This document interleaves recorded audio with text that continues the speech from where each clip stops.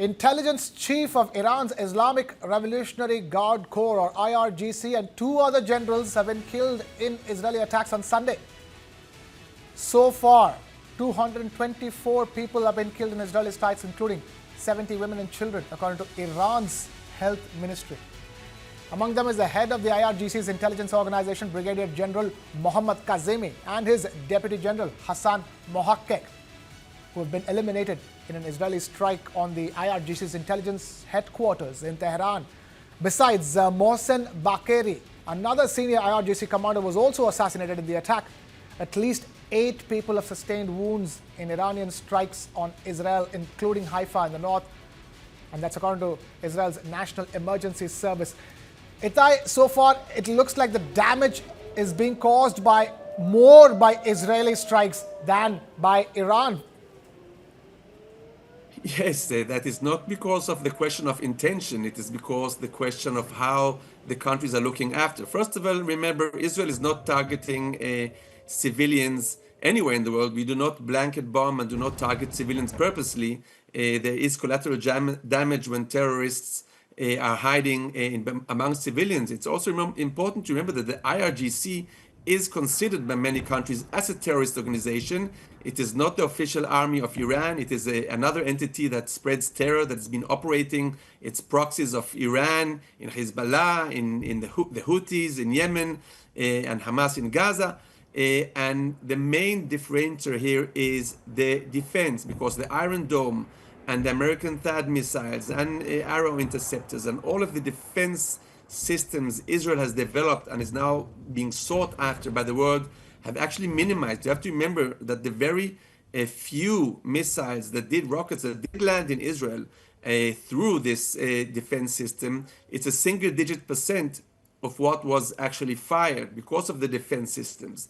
Had all the missiles shot by Iran landed in Israel, we would have seen a death toll in the thousands and tens of thousands. It's just not because they don't have the intention to kill our civilians. It is just very, very good defense systems, Iron Dome and others, which are the ones protecting lives, civilian lives in Israel. Still, every death is a tragedy.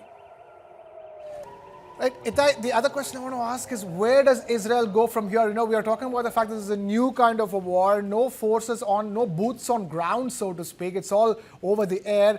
But the escalation has been quite fast over the last 72 hours or so. Where do you see this heading from here? What is Israel's end game? So, you know, the dream that I think is shared by Israel, which is the little Satan, and the US, which is the big Satan in Iranian eyes, is that some kind of internal forces seize control of the country with all the disarray.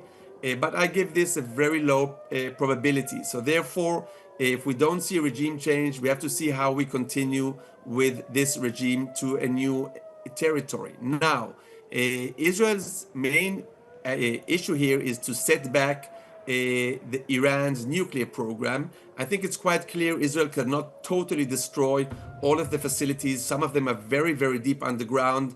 And to achieve total annihilation of the program, you will require US assistance, because the US does have the armament that is needed here for this. So therefore, unless the US joins, and I am not sure this will happen, it may happen, you can't really get into the head of Trump and what he will decide.